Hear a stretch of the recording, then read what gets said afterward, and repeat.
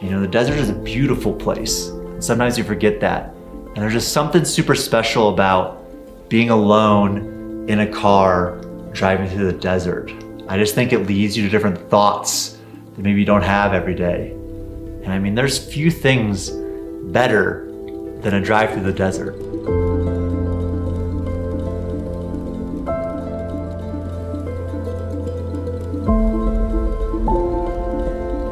You know, I grew up in the flatlands of Florida, so mountains and deserts are relatively new to me. But there's something about the scale of the landscape here that's breathtaking.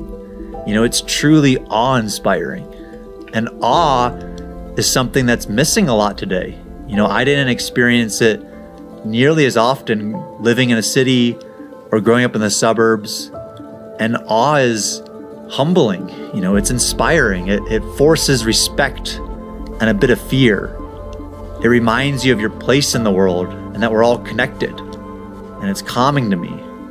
And awe is something that doesn't happen every day. You know, but out here, driving between these cities this month, it's what struck me the most.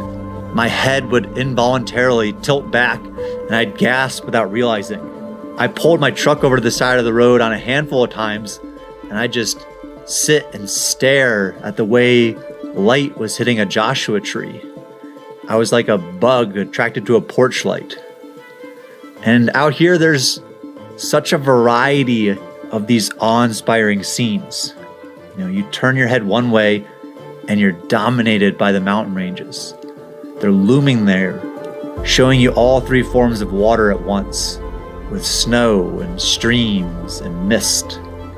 It's enchanting, and it's almost like calling you to its peak, making you wonder what's up there. What's the view like up there? Giving you that human instinct to want to climb it, to conquer it in some ways. But you can never conquer mountains because, like the Haitian proverb says, beyond mountains, more mountains. You know, there's always more to see, and you don't know what else is out there until you get to the top. And then you turn your head the other way, and there's the desert, just sitting there, exposed. And to me, the desert is really intimate. It's just you in the desert. You know, there's nowhere or nothing to hide. All of the desert is before you. There's no city sounds, no lights, no noises. There's not even birds chirping or brooks babbling. There's nothing to distract you from your emotions and thoughts you might want to avoid.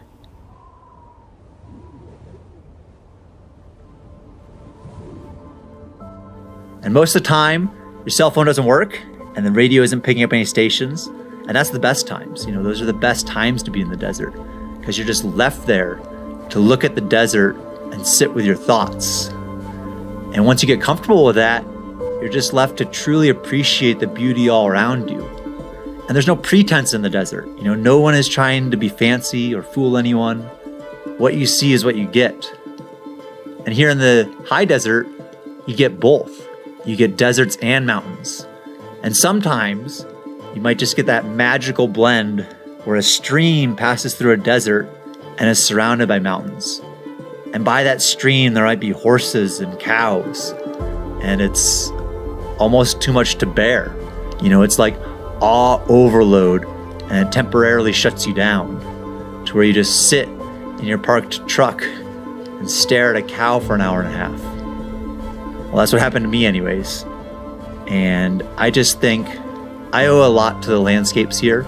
I've learned about peace from the mountains and desert, from this constant sense of awe all around me. And it's something I don't take for granted yet. And it's something I hope I never take for granted. And even if you don't have mountains or deserts around you, I hope you find a way to feel that sense of awe in your everyday life. And it's a truly beautiful thing.